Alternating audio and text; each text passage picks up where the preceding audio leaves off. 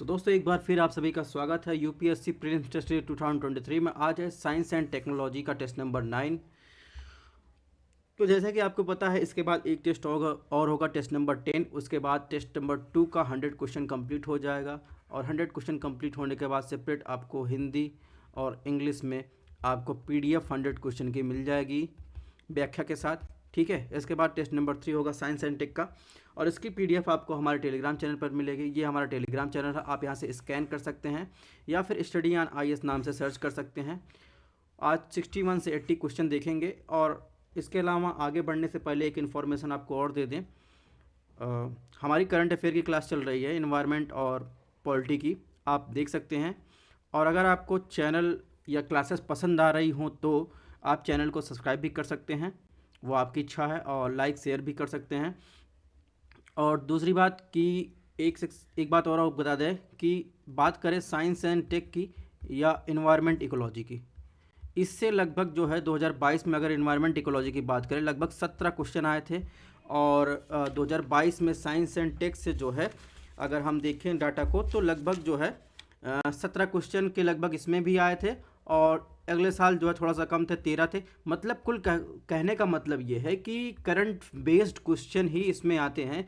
तो आप कोई भी न्यूज़ में शब्द रहे वो आपको देखना है। जैसे कि 2022 में एक क्वेश्चन आया था कि which of the following statement best describe the role B cell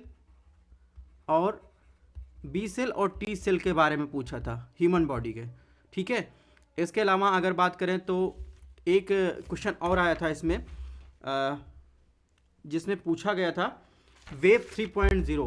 तो वेब 3.0 के बारे में कहने का आशय ये है कि करंट में जो भी चीज़ें हैं उसको आप नेग्लेक्ट मत करिएगा, वो आप देखते रहिएगा। एनवायरनमेंट इकोलॉजी का सेम कंडीशन यही है, यानी आपको ट्रेडिशनल भी ध्यान रखना है और करंट भी ध्यान रखना है। ठीक है, तो चलिए क्लास की शुरुआत करते हैं। बहरहाल तो इसमें पूछा क्वेश्चन नंबर 61 में, ये न्यूज में था, भारतीय क्षेत्र पर जलवायु परिवर्तन का आकलन किसके द्वारा जारी किया गया है। ठीक है, तो इसमें दिया गया भारतीय अंतरिक्ष अनुसंधान संस्थान, पृथ्वी विज्ञान मंत्रालय, अवलोकन विज्ञान, आर्यभट्ट अनुसंधान संस्थान, पर्यावरण मंत्रालय। तो देखेंगे इसका आंसर होगा ऑप्शन बी, पृथ्वी विज्ञान मंत्रालय। पृथ्वी विज्ञान मंत्रालय ने इस तरह का पहला रिपोर्ट जो है जारी किया था जिसका शीर्षक था जलवायु परिवर्तन का आकलन। इसमें क्या था, इसमें जो है पूरे भारत में जलवायु परिवर्तन के साथ क्षेत्रीय जलवायु परिवर्तन में सभी पहलुओं को शामिल किया गया था। ठीक है, तो इसमें भारतीय महासागर, हिमालय क्षेत्र की क्षेत्रीय जलवायु, मानसून पर और मानव प्रेरित वैश्विक जलवायु परिवर्तन के प्रभाव के संबंध में एक व्यापक चर्चा की गई थी। ठीक है, तो इस प्रकार की रिपोर्ट जारी की गई थी।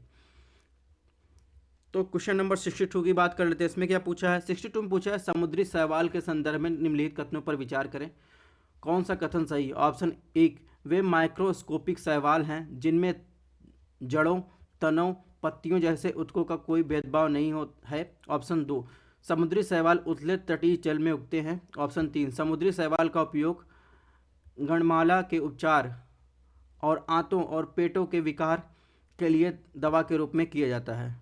ठीक है, तो इसमें जो बताना है आपको कि इन तीनों में से जो है कौन सा कथन सही है समुद्री शैवाल के बारे में। तो अगर बात करें दोस्तों समुद्री शैवाल, तो समुद्री शैवाल जिसे थाइलॉइड पौधे भी कहते हैं वो माइक्रोस्कोपिक शैवाल हैं, जिसका अर्थ होता है कि उनमें जड़, तना, पत्तियां जैसे ऊतक में कोई अंतर नहीं होता, उनके पास पत्ती की तरह उपांग होते हैं।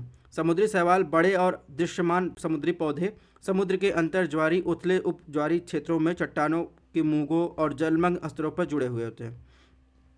अगर बात करें समुद्री शैवाल की तो उनको निम्नलिखित रूपों में वर्गीकृत, जैसे नीला शैवाल, नीला हरा शैवाल, ब्राउन शैवाल, लाल शैवाल। ठीक है, अगर समुद्री शैवाल कार्य की बात करें तो समुद्री जीवों के लिए भोजन उपलब्ध कराते हैं, मछली के लिए क्या करते हैं, प्रजनन की आवास प्रमुख तलछट का स्रोत है। ठीक है, तो कुल मिलाकर इसमें देखेंगे, इसमें जो ऑप्शन सही है तो इसमें देखेंगे तीनों जो है ऑप्शन सही है। ठीक है, यानी इसका उपयोग जो है दवा के रूप में भी किया जाता है।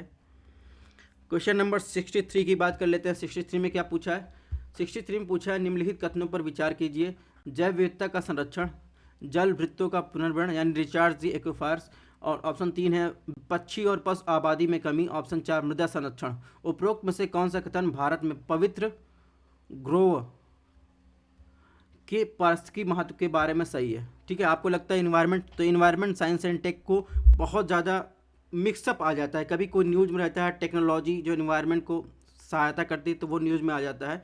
तो बहरहाल आप इसको इन्वायरमेंट टेक्नोलॉजी का क्वेश्चन मान सकते हैं। तो इसमें बताया पवित्र ग्रोह के बारे में, इकोसिस्टम के बारे में आपको चारों में से सही कथन आपको बताना है। तो अगर इसमें देखेंगे ऑप्शन 1, 2 और 4 की, तो ये 1, 2, 4 इसमें सही हैं। ठीक है, जो पवित्र ग्रोव इकोसिस्टम के महत्व के बारे में दर्शाते हैं। ठीक है, क्यों सही हैं? पवित्र ग्रोव्स के में कुछ पेड़ों से लेकर कई एकड़ के जंगलों तक जंगली या प्राकृतिक वनस्पतियों का पैच शामिल होता है, जो आमतौर पर स्थानीय लोक देवताओं को समर्पित होते हैं।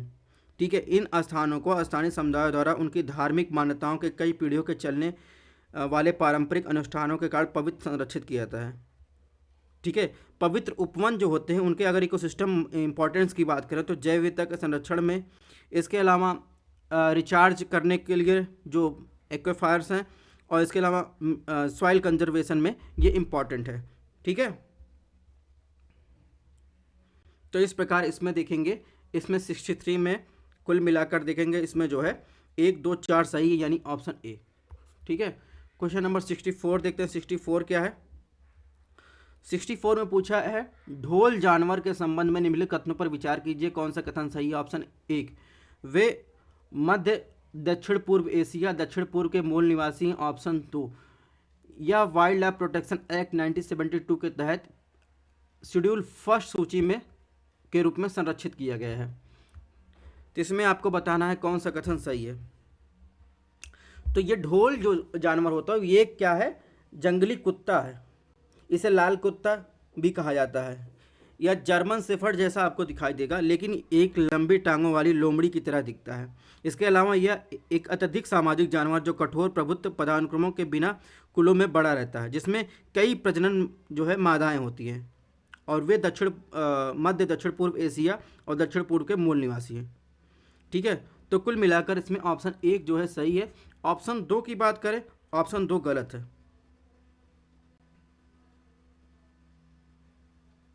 इसे जो है वाइल्ड लाइफ प्रोटेक्शन एक्ट 1972 के जो शेड्यूल 2 है उसके अंदर जो है संरक्षित किया गया है।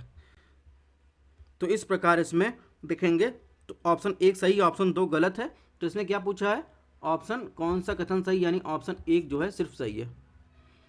अब बात करेंगे क्वेश्चन नंबर 65 की। 65 में क्या पूछा है? केंद्रीय चिड़ियाघर प्राधिकरण के संबंध में निम्नलिखित कथनों पर विचार कीजिए, यानी सेंट्रल जू अथॉरिटी के संबंध में कौन सा कथन सही? ऑप्शन 1, इसका गठन 1992 में वन्य जीव संरक्षण अधिनियम 1972 के तहत किया गया। ऑप्शन 2, इसकी अध्यक्षता पर्यावरण सचिव करते हैं, इसमें 10 सदस्य होते हैं। तो इसमें देखेंगे ऑप्शन 1 तो सही है, क्योंकि इसका गठन जो है 1992 में वाइल्ड लाइफ प्रोटेक्शन एक्ट 1972 के अंतर्गत किया गया था। लेकिन अगर बात करें इसकी अध्यक्षता की, इसकी अध्यक्षता जो है पर्यावरण मंत्री करते हैं। ठीक है, पर्यावरण मंत्री करते, इसमें 10 सदस्य होते हैं। तो पर्यावरण सचिव ने, पर्यावरण जो इन्वायरमेंट मिनिस्टर होता है वो करता है। तो कुल मिलाकर इसमें ऑप्शन ए जो है सही है। क्वेश्चन नंबर 66 की बात करें। 66 में क्या पूछा है? निम्नलिखित पर कथनों पर विचार कीजिए, फसल बायोमास अवशेषों को जलने से उपरोक्त में से कौन सा वातावरण में छोड़ा जाता है? मतलब क्या निकलता है अगर बायोमास के अवशेषों को जलाएंगे? तो इसमें जो किसान होते हैं, किसानों द्वारा नवंबर में क्या किया, गेहूं की बुआई के लिए खेतों को तैयार करने के लिए क्या क्या पराली जलाना एक आम बात है। तो पराली जो है वो बायोमास का ही उदाहरण है। ठीक है, क्योंकि धान की कटाई और गेहूं की बुआई के बीच बहुत कम समय बचता है। पराली जलाने से हानिकारक गैसों जैसे carbon dioxide, sulphur dioxide, nitrogen dioxide के साथ पीएम जो पार्टिकुलर मैटर हैं वो भी उत्सर्जन होते हैं।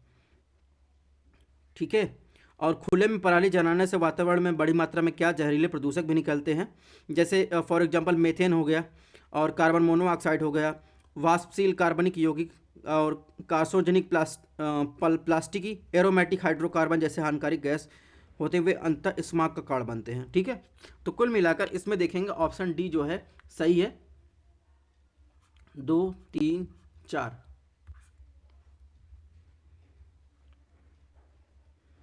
ठीक है, एरोसॉल जो होते हैं ये इससे नहीं निकलते बायोमास के जलाने से। बात करते हैं 67 की। 67 पूछा है, भारत में जैव चिकित्सा अपशिष्ट प्रबंधन नियमों के अनुसार निम्नलिखित कथनों में कौन सा कथन सही है। ऑप्शन ए, जैव रासायनिक अपशिष्ट में केवल मानव शारीरिक अवशिष्ट उपचार उपकरण शामिल है। ऑप्शन बी, बायोकेमिकल्स कचरे को 10 श्रेणियों में अलग अलग करना और निपटान करने के लिए 5 कलर बैग पैक करना है। ऑप्शन सी, भारत में उत्पन्न कचरे की मात्रा अस्पताल में प्रतिदिन 20 से 30 किलोग्राम और क्लिनिक के बिस्तर में प्रतिदिन 40 किलोग्राम होने का अनुमान है। डी में से बताना है उपरोक्त में से कोई नहीं, जिसमें आपको चारों में से बताना है भारत में जैव चिकित्सा अपशिष्ट प्रबंधन नियमों में निम्नलिखित में कौन सा कथन सही है। तो ऑप्शन एक की बात करें तो ऑप्शन एक जो है गलत है। ठीक है, यानी जैव चिकित्सा अपशिष्ट में मानव और पशु शारीरिक अपशिष्ट उपचार के उपकरण जैसे सुई, सिरिंज जो होता है, स्वास्थ्य देखभाल सुविधाओं में उपचार और अनुसंधान प्रक्रिया में उपयोग किए जाने वाली अन्य सामग्री भी शामिल होता है। ठीक है, और ऑप्शन बी की बात करें तो ऑप्शन बी जो है ये सही है, क्योंकि अगर 1000 मरीज या फिर इससे अधिक प्रति मास की सेवा करने वाले अस्पताल को प्राधिकरण प्राप्त करने और 10 श्रेणियों में बायो मेडिकल अपशिष्ट को अलग करने की आवश्यकता होती है, निपटान के लिए 5 रंगीन बैग पैक रख करने होते हैं। ठीक है, और ऑप्शन सी इसमें बी सही, ऑप्शन जो है सी वो भी गलत है। यानी भारत में उत्पन्न अवशिष्ट की मात्रा एक अस्पताल में 102 किलोग्राम प्रतिदिन और क्लिनिक में प्रतिदिन 600 ग्राम होने का अनुमान है। अस्पताल के कचरे का 85% गैर खतरनाक होता है, 15% संक्रमण होता है और खतरनाक सामग्रियों का मिश्रण प्रदूषण का परिणाम देता है। ठीक है, तो कुल मिलाकर इसमें ऑप्शन बी सही है। अब बात करते हैं क्वेश्चन नंबर 68 की। 68 में क्या पूछा दोस्तों, 68 में पूछा है निम्नलिखित कथनों पर विचार करना है। तो जैसा कि हम आपको पता है कि हम लोग बहुत तेज विचार करते हैं, तो विचार करते हैं कौन सा कथन गलत है। सबसे पहले ये देख लें कीवर्ड है क्या गलत है, इसमें पूछा है। ऑप्शन एक, हाइब्रिड और इलेक्ट्रॉनिक वाहनों योजना में तेजी से अपनाने और निर्माण से इलेक्ट्रॉनिक और हाइब्रिड वाहनों को उपयोग को बढ़ावा देने में मदद मिलेगी। ऑप्शन दो,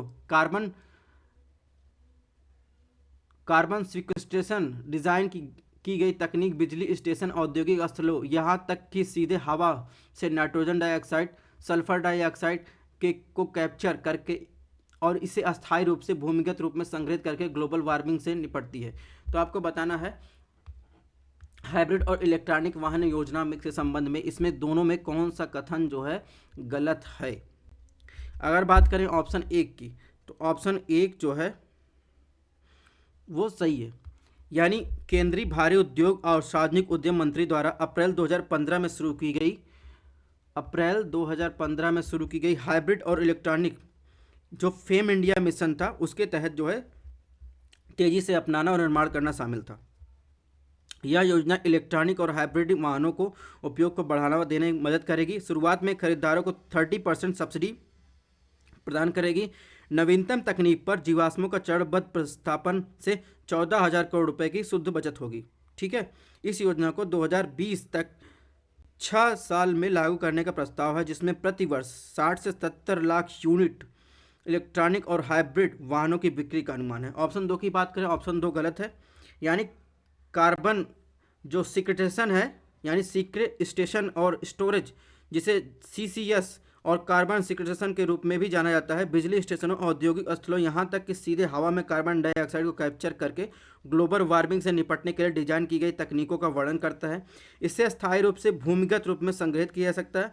कार्बन पृथक्करण और कार्बन डाइऑक्साइड या कार्बन के अन्य रूपों को दीर्घकालिक भंडारण का वर्णन करता है, ताकि ग्लोबल वार्मिंग को कम किया जा सके, स्थगित किया जा सके। इसे ग्रीन हाउस गैस, वायुमंडलीय और समुद्री संचय को धीमा करके तरीकों के रूप में प्रस्तावित किया गया है, जो जीवाश्म ईंधन जलाने से, या 2 प्रकार का सिंक होते हैं, एक प्राकृतिक सिंक, एक समुद्री सिंक। ठीक है, इसके बारे में आपने पढ़ा होगा।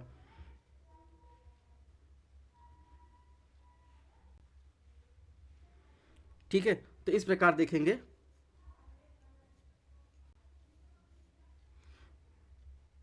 इसमें जो नाइट्रोजन डाइऑक्साइड और सल्फर डाइऑक्साइड की बात कर रहा है, तो सीधे हवा से कार्बन डाइऑक्साइड करके कैप्चर करके ग्लोबल वार्मिंग को कम किया जा सकता है। तो ये ऑप्शन जो है गलत है। तो इसमें क्या पूछा है, गलत पूछा है, इसलिए ऑप्शन बी जो है सही है इसके हिसाब से। क्वेश्चन नंबर 69 देखिए 69 में क्या पूछा है। 69 में प्लास्टिक अपशिष्ट प्रबंधन संशोधन अधिनियम 2021 के बारे में कौन सा कथन सही है। सही उत्तर आपको बताना। ऑप्शन ए, पहचान किए गए एकल उपयोग वाले प्लास्टिक का निर्माण, आयात, स्टॉकिंग, वितरण, बिक्री और उपयोग 1 जुलाई 2022 से प्रतिबंधित होगा। ऑप्शन दो, प्लास्टिक बैग की जो अनुमानित मोटाई वर्तमान में 100 माइक्रोन और 30 सितंबर 2021 में 175 माइक्रोन और 31 दिसंबर 2030 से 20 माइक्रोन तक बढ़ाई गई है। तो आपको बताना है प्लास्टिक अपशिष्ट प्रबंधन संशोधन अधिनियम 2021 संबंध इन दोनों में क्या सही है। तो इसमें देखेंगे जो प्लास्टिक कचरा प्रबंधन अधिनियम 2021 है, पर्यावरण और जलवायु परिवर्तन मंत्रालय ने प्लास्टिक कचरा प्रबंधन नियम 2021 को अधिसूचित किया है। नियम विशिष्ट एकल उपयोग वाले प्लास्टिक वस्तुओं को प्रतिबंधित करते हैं जिनकी कम उपयोगिता और उच्च अपशिष्ट क्षमता है। कुल मिलाकर इसमें देखेंगे ये एक ऑप्शन इसमें सही है। ठीक है, और ये वाला जो है ऑप्शन दो गलत है, क्योंकि प्लास्टिक बैग की अनुमति मोटाई जो है वर्तमान में 50 माइक्रोन 30 सितंबर 2021 से 75 माइक्रोन 31 दिसंबर 2022 से 120 माइक्रोन तक किया जाएगा।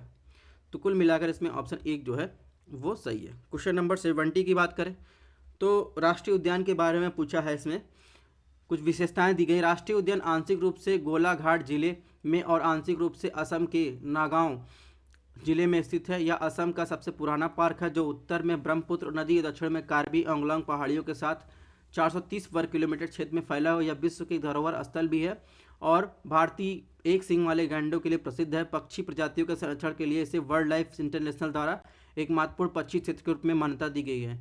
तो ये आपको कथन पढ़ के इसमें होता है किस राष्ट्रीय उद्यान का वर्णन किया गया है। तो इसमें देखेंगे काजीरंगा राष्ट्रीय उद्यान का वर्णन किया गया है, सीधे आपको पता चल जाएगा।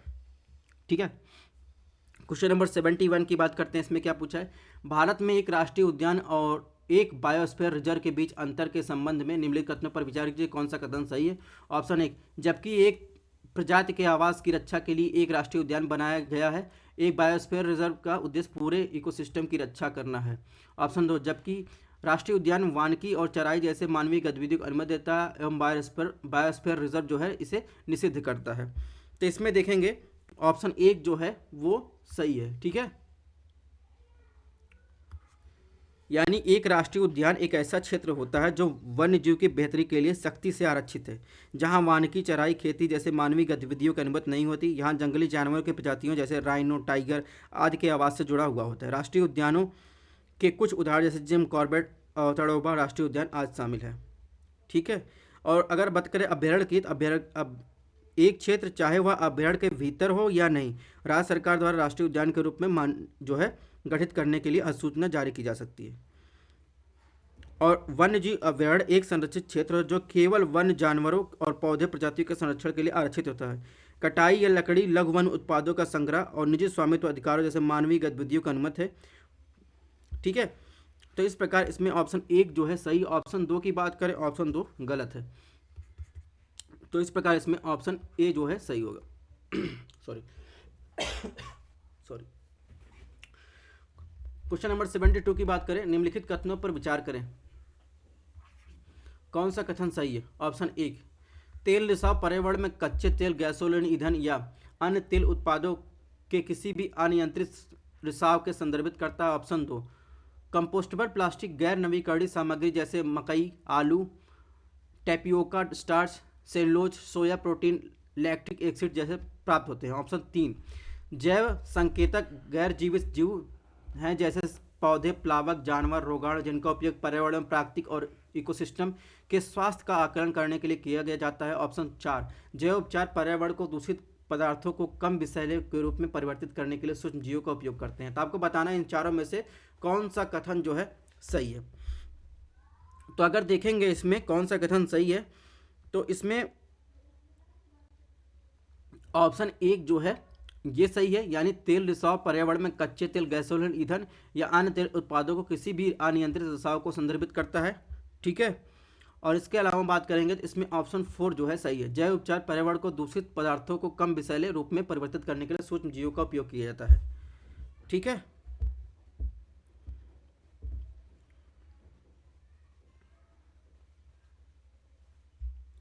जैसे कुछ बैक्टीरिया है उनको जो है ये तेल रिसाव जैसे अगर हो जाए समुद्र में तो उनको जो है तो जैसे जियोबैक्टीरिया और एल्वोमिनिरेक्स, जिसे बैरमुकुनिस कहते हैं, ये जो है इसमें आते हैं। तो कुल मिलाकर इसमें एक और चार जो है, यानी इसमें ऑप्शन बी जो है इसमें सही है। ठीक है। आयल पैजर नाम का भी बैक्टीरिया जो है, इसके तेल रिसाव जब जहाँ हो जाता है समुद्र में, तो उनमें आयल पैजर बैक्टीरिया भी छोड़ा जाता है।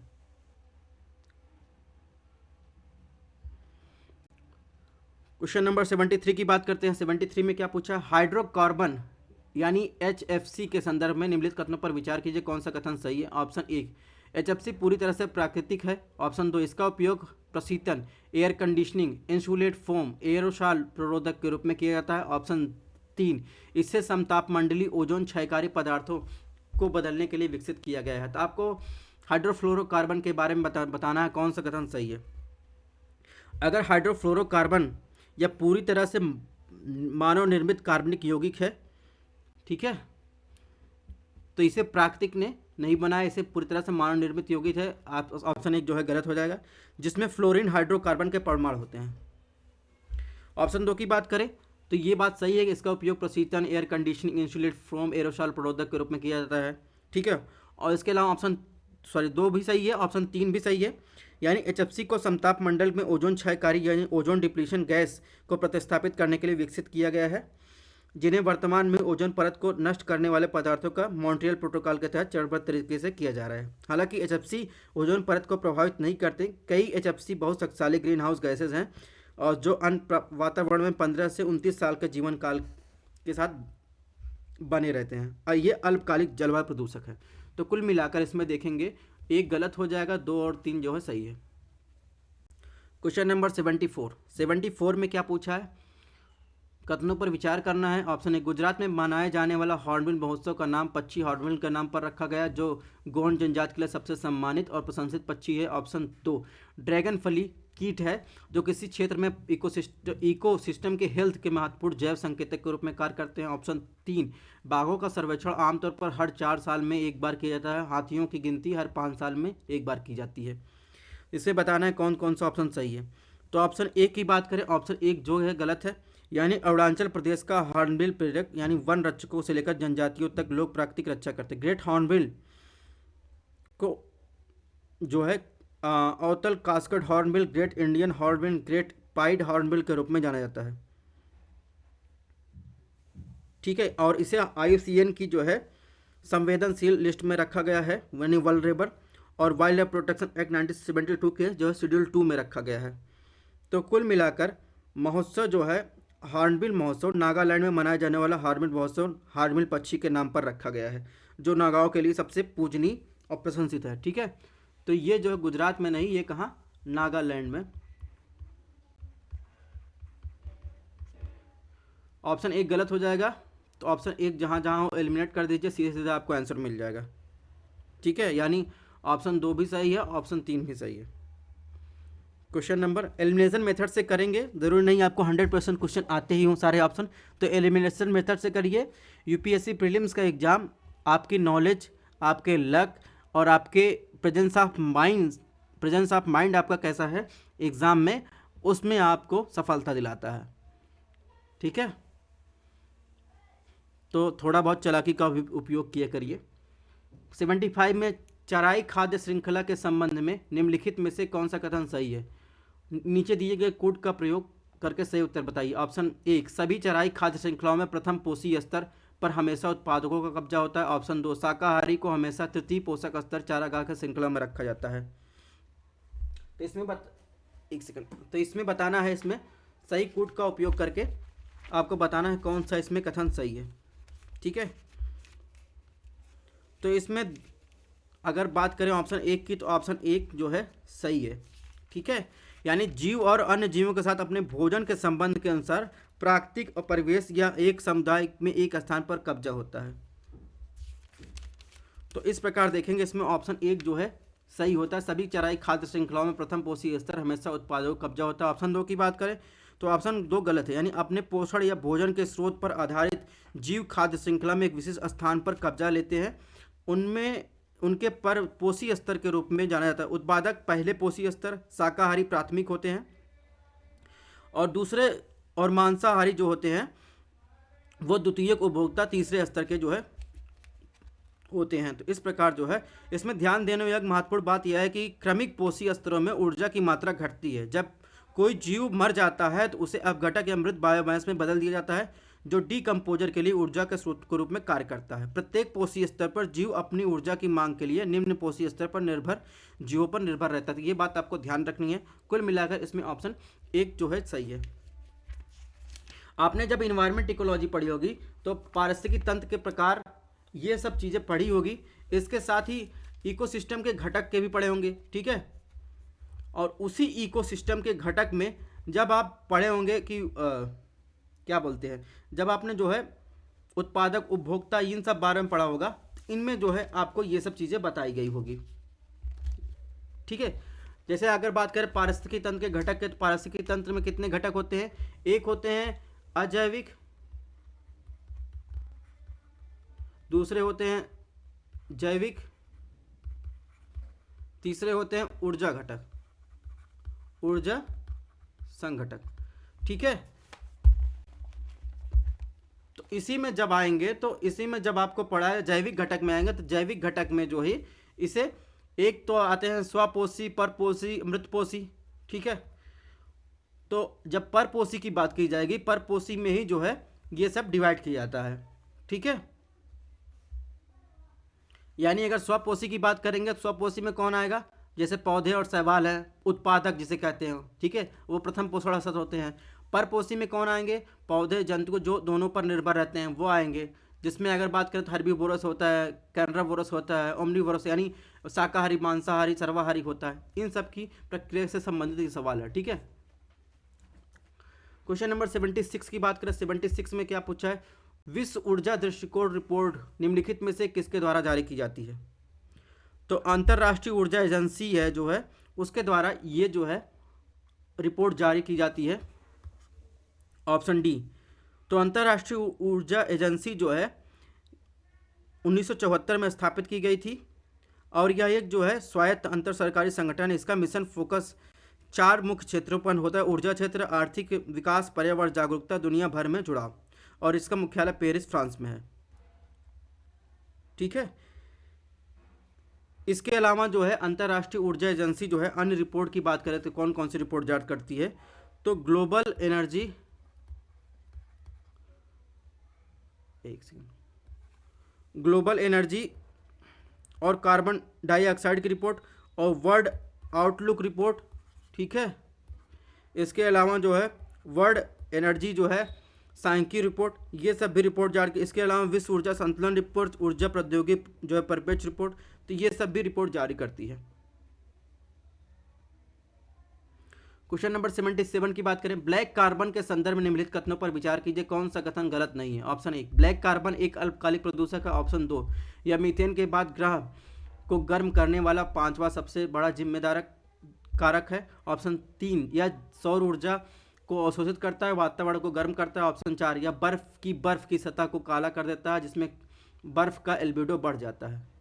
तो एक बात ध्यान रखना है, एल्बिडो का संबंध जो है टोटल रिफ्लेक्ट की गई प्रकाश की मात्रा से है, ठीक है। इसको आपको ध्यान रहेगा तो ये आपको आंसर सही कर लेंगे। अगर इससे संबंध है तो इसमें ये जो है गलत। अगर एल्बिडो का संबंध होता है सीधे सीधे, जितनी चिकनी सतह रहेगी उतना जो है एल्बिडो जो है, जितनी चिकनी सतह ज़्यादा रहेगी उतना एल्बिडो की मात्रा ज़्यादा होगी। अगर उस पर जो है कार्बन की मात्रा यानी ब्लैक कार्बन जम जाएगा तो एल्बिडो कम हो जाएगा, यानी प्रकाश का अवशोषण ज़्यादा होगा। तो इस प्रकार ऑप्शन 4 एलिमिनेट हो जाएगा। तो इसमें पूछा कौन सा गलत नहीं है, तो 4 गलत है, तो 4 गलत है तो एलिमिनेट कर दीजिए 4, जहाँ तो 4 इसमें गलत है, ठीक है।